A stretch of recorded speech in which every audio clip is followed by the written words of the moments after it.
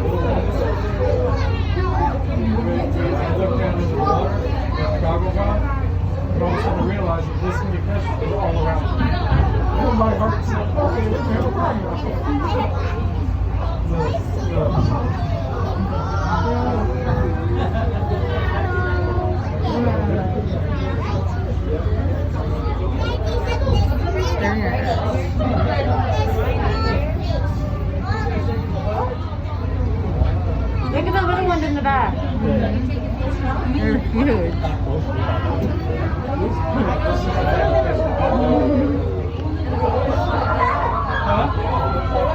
Yeah, this is all. They were all around us, and we got throwing food out. Okay, so The ones behind are like some other ones.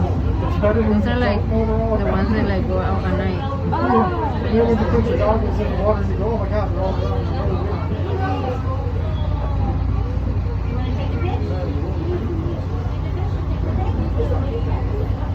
What's that? What?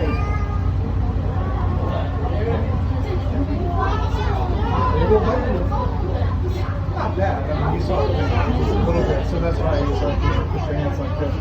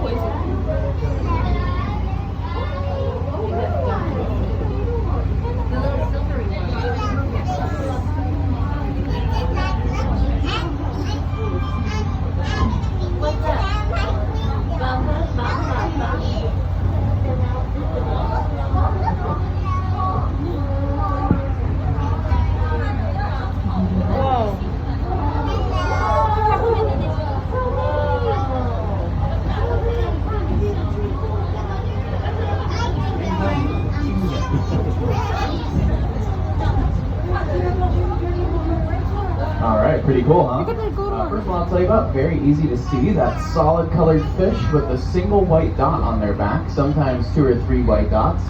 Those are called opali, and when they swim out into the sunlight, you can see why they are called opali, for that beautiful blue opalescent eye.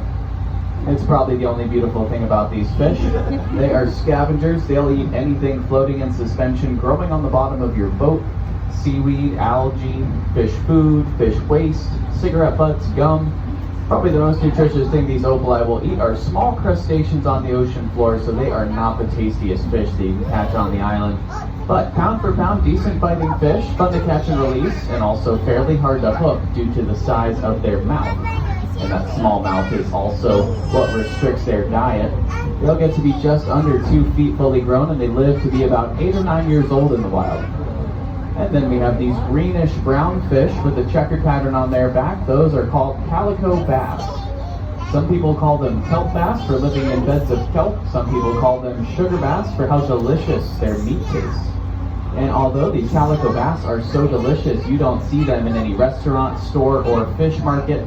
They are classified as a game fish or a sport fish. And what that means is that if you want to try a Calico Bass, you yourself have to catch it clean and cook it all on your own. They're very easy to catch. The hard part's getting one of legal keeping size. This year, Calico Bass have to be at least 14 inches to be able to bring home, so it's a pretty big fish. They think it takes them about 8 to 10 years to get to that 14-inch mark, but Calico Bass have been known to live up to 30, sometimes 35 years old in the wild. So some of the biggest Calico Bass here in Lover's Cove are probably older than me. And it looks like there's a couple of little bait fish kind of pacing the boat as well. All of those ones are called top smelt. And you can tell that they're top smelt because they have that bright blue stripe across their side. Those slender silver fish with that neon blue stripe, those are the top smelt. We can also sometimes see sardine and mackerel. Sardine will be solid silver with little black dots on their side, and the mackerel will be white silver belly and then a blue top. But most of the ones we've been seeing out here today are called top smelts. So we've been feeding the fish here for over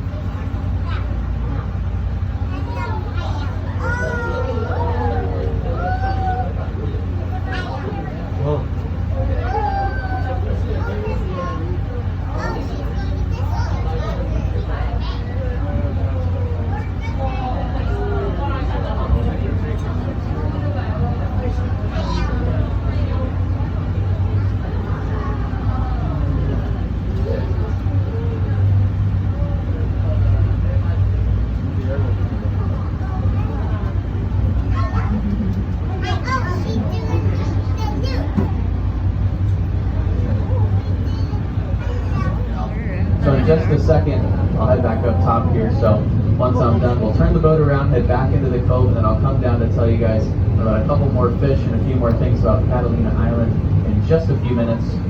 And there's a pretty good wind coming out of the west right now, so that's why we have a little bit more kind of motion of the ocean here, but we always try and point the boat in a more strategic position. But just a heads up, if anyone is not feeling well, just please let me know. You can come outside, go get some air. But if you're feeling fine, please stay down here. Please do not come up just to look around or see where we are.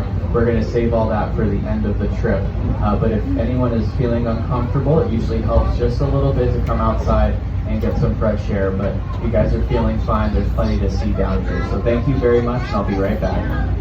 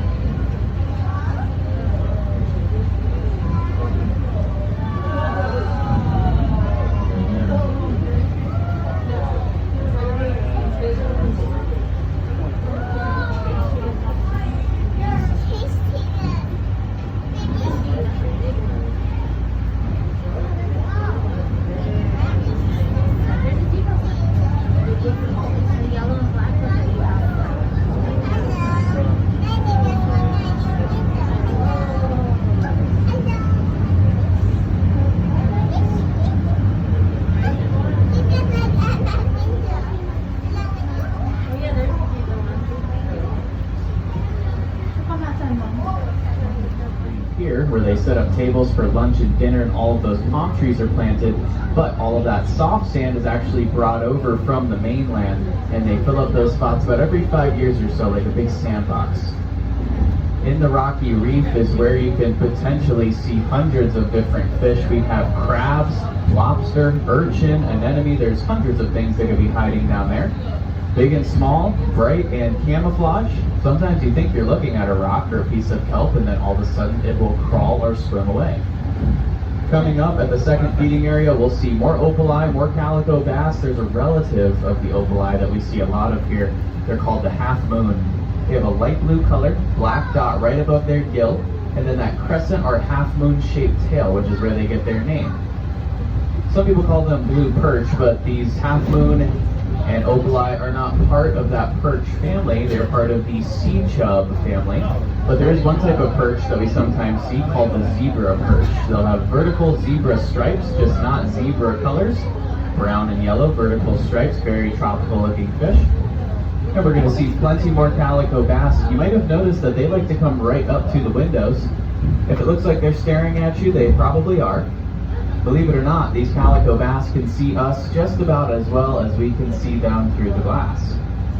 They have very good eyesight because they're one of the predators here in Lover's Cove, so they need to be able to track down those smaller fish. And you can also notice as they pace the boat that they can have different colored eyes, either red, yellow, blue, or green eyes for the calico bass. So in just a second, I'm going to head back up top and feed the fish one more time. Same thing, I'm going to put food around the whole boat, but we'll be a little bit deeper, so it's important to look down and out because not every fish likes to swim right next to the windows. Sometimes there's something different just underneath that big school or all the way down at the bottom. And if it looks like they're going to turn right back around and wait in that feeding area for the next trip to come by. So along the way, I don't know what we're going to see or when we're going to see it because Lover's Cove is all part of the open ocean. There are no nets, cages, lines, walls. There's nothing to confine or restrict any marine life from entering or exiting Lover's Cove. So we can see something different on almost every trip. For the first half of the trip today, it'll be more shallow on the right-hand side and then deeper on the left where I'm sitting. After the second feeding area, we'll spin the boat around so both sides of the boat gets to see both sides of the cove. The shallow parts of Lover's Cove are usually more of a rocky reef environment. We don't have a lot of coral reef here, but we have